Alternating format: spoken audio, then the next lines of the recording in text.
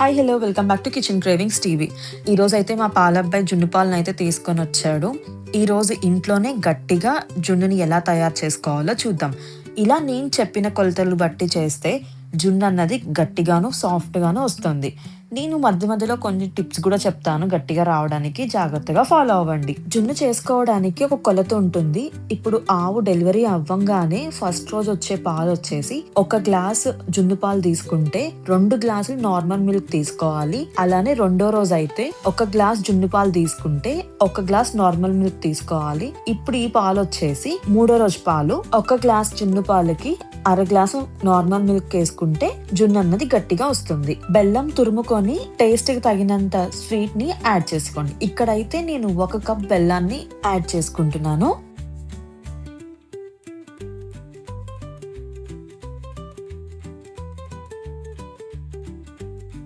పాలల్లో బెల్లాన్ని యాడ్ చేసుకొని బెల్లం కరిగేంత వరకు పాలని కలుపుకోండి.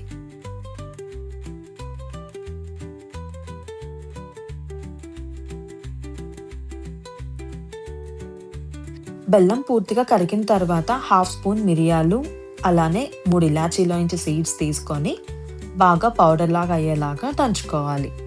ఈ రకంగా పౌడర్ అయిపోతే సరిపోతుంది. జున్ను చిక్కగా రావడానికి ఇక్కడ ఒక చిన్న టిప్ చెప్తాను. పాలని ఇలాగా 2-3 సార్లు బాగా పైకి ఇలా అనుకుంటూ కలుపుకుంటే జున్ను అన్నది చాలా చిక్కగా వస్తుంది, అలానే సాఫ్ట్గా కూడా వస్తుంది. ఈ టిప్ నచ్చితే ఫాలో అవ్వండి.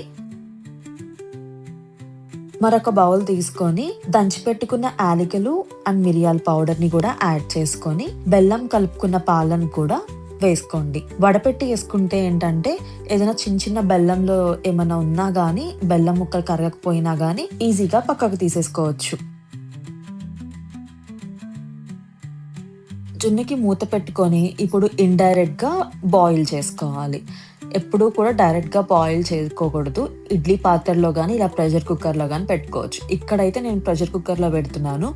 ప్రెషర్ కుక్కర్ వచ్చేసి నేను 3 విజిల్స్ వరకు ఉంచుతున్నాను.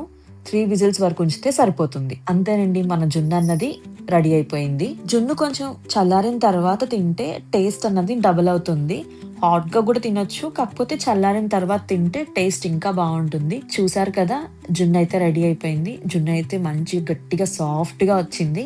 మీరు కూడా ఇంట్లో తప్పకుండా ట్రై చేయండి. ట్రై చేసి టేస్ట్ చేసిన తర్వాత నాతో కమెంట్ సెక్షన్ లో తప్పకుండా షేర్ చేసుకోవడం మర్చిపోకండి. వీడియో నచ్చితే లైక్ చేయండి. మీ ఫ్రెండ్స్ కి, రిలేటివ్స్ కి షేర్ చేయడం మర్చిపోకండి. మరెన్నో సింపుల్, టేస్టీ, ట్రెడిషనల్ రెసిపీస్ కోసం కిచెన్ క్రేవింగ్స్ టీవీ ఛానల్ ని సబ్స్క్రైబ్ చేయడం మర్చిపోకండి. Thank you.